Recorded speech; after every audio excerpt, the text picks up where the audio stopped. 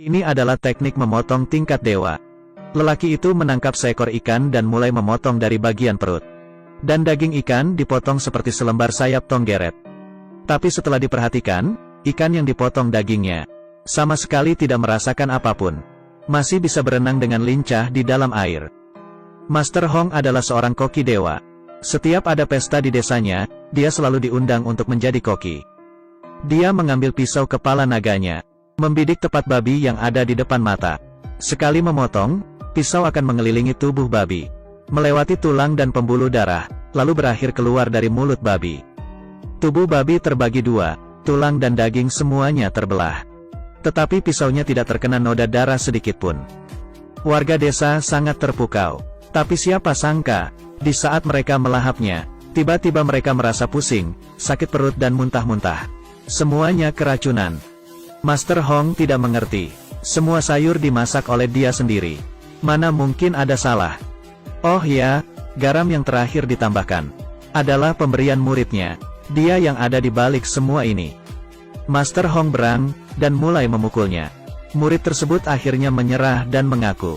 Ternyata yang menyuruhnya adalah keponakan Master Hong. Sengaja mencelakainya untuk merebut pisau naga. Tapi masalah sudah terjadi, Master Hong harus menanggungnya. Kepala desa memukulnya dengan tongkat sampai terjatuh. Pisau naga yang merupakan simbol masa klan Hong juga terjatuh di lantai. Seketika kehilangan kilaunya dan menjadi berkarat. Dia diusir dari desa. Manusia yang memiliki keahlian yang luar biasa tapi tidak diterima dimanapun. Hati manusia memang licik. Master Hong pun datang ke kota. Dan menemukan sebuah restoran bernama Empat Lautan. Dia menghentikan langkahnya, dan melihat totem yang ada di lantai. Dia teringat, ini adalah restoran yang dibuka oleh gurunya. Gurunya sudah lama meninggal, sekarang restorannya dijaga oleh dua anak perempuannya. Setelah Master Hong masuk, si gadis bertanya kepadanya mau makan apa. Jawaban Master Hong membuat orang tercengang. Dia memesan kol rebus. Sayur ini terdengar simpel, tapi sangat menguji keahlian koki. Kepala koki tahu, ini pasti seorang ahli. Pada saat yang bersamaan, seorang preman juga datang ke restoran. Sejak kecil berlatih seni bela diri, keahlian memotongnya luar biasa. Sangat angkuh, melihat Master Hong yang di seberangnya memesan kol rebus. Merasa penasaran, juga ikut memesan. Saat kol rebus dihidangkan di atas meja, Master Hong mencicipinya. Dia hanya mengeluarkan dua kata, minta bon. Bos Cui Hua datang bertanya, apa ada yang tidak puas? Master Hong berkata, sungguh terlalu biasa, saya tidak puas sama sekali. Kepala koki emosi saat mendengarnya, dan mengajaknya bertanding keahlian memasak. Kalau dia menang, kepala koki akan meninggalkan restoran. Kalau dikalah, Master Hong harus mencuci piring di sini selama 1 tahun. Master Hong merasa tertantang dan menerima pertandingan ini. Dan mengundang preman di seberang untuk membantunya. Dan soal perlombaan kali ini adalah memasak bebek. Kepala koki sekali melihat, langsung memahami rangka bebek, dan langsung mulai bekerja. Tak lama kemudian sayur pun dihidangkan. Xiao Mei duluan mencicipi bebek yang dimasak oleh kepala koki. Rasa dan teksturnya sangat pas. Luar biasa. Tetapi Master Hong hanya mengeluarkan 4 kata, sudah pasti ngomongnya begitu. Xiao Mei kesal, menunjuk ke arah bebek yang dimasaknya, kamu lihat bebek ini.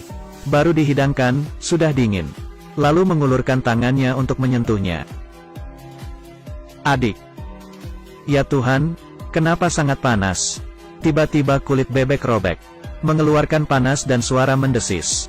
Rupanya bebek yang dilumeri maltosa, mempunyai efek menghangatkan.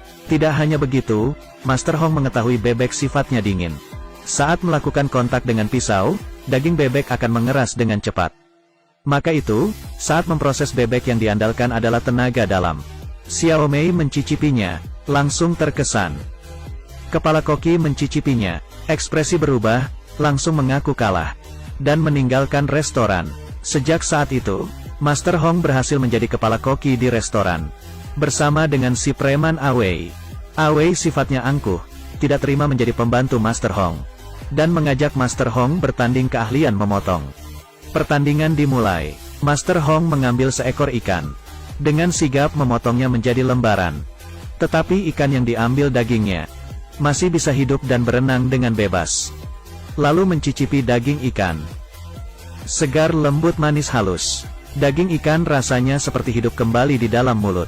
Awei akhirnya mengaku kalah, dan meminta Master Hong untuk menjadi gurunya. Master Hong memang bermaksud begitu, tapi tidak langsung menyetujuinya.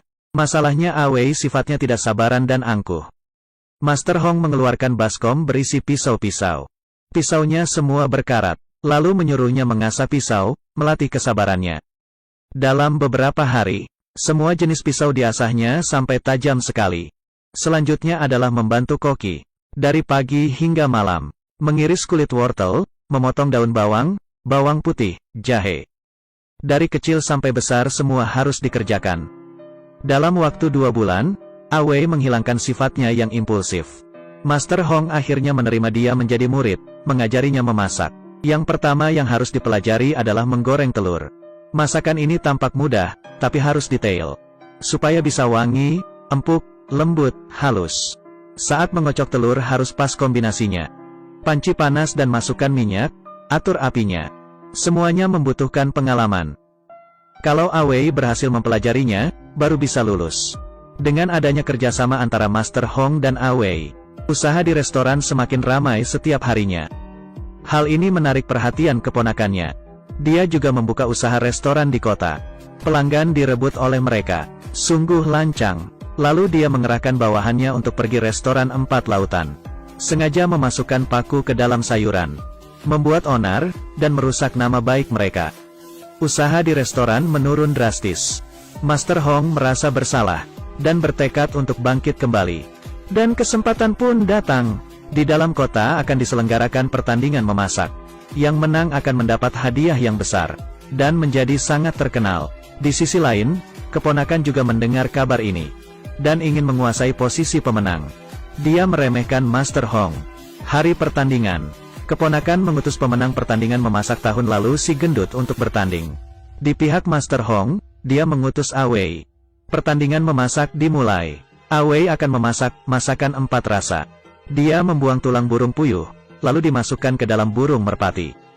Lalu burung merpati dimasukkan ke dalam perut ayam. Kemudian ayam dimasukkan ke dalam perut bebek.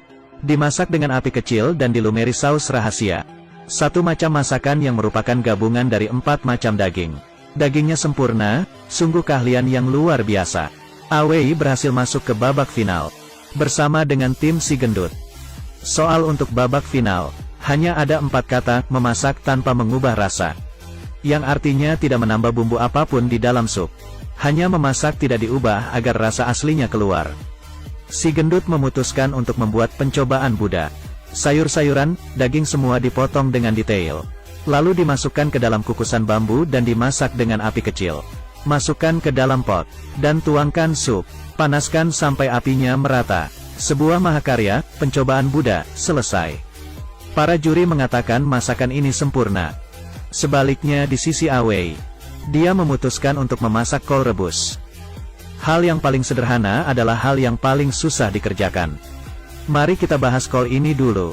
Harus menggunakan kol yang baru tumbuh, dan memilih bagian yang paling muda dan manis. Lalu sayur kol ditusuk-tusuk dengan sebuah jarum, agar kesegaran dan kemanisan kaldu sayur kol bergabung dengan sempurna. Dan kaldu ini harus dimasukkan ke dalam cincangan daging ayam. Diaduk merata dan disaring secara bertahap, agar rasa supnya lembut, segar dan wangi. Terakhir tambahkan tahu yang diiris dengan pisau naga. Kol rebus selesai dimasak. Di hadapan juri, tahunya perlahan mekar, dan menyatu dengan supnya. Mereka meminumnya dan menutup mata. Lalu merasakannya, sungguh puas.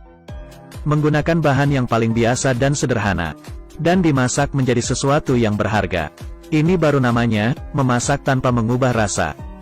Si gendut tidak senang, maju dan mencicipinya, lalu melepas topi kokinya dan pergi tanpa berkata apapun. Akhirnya semua orang bertepuk tangan. Awei menjadi dewa koki dalam pertandingan tahun ini.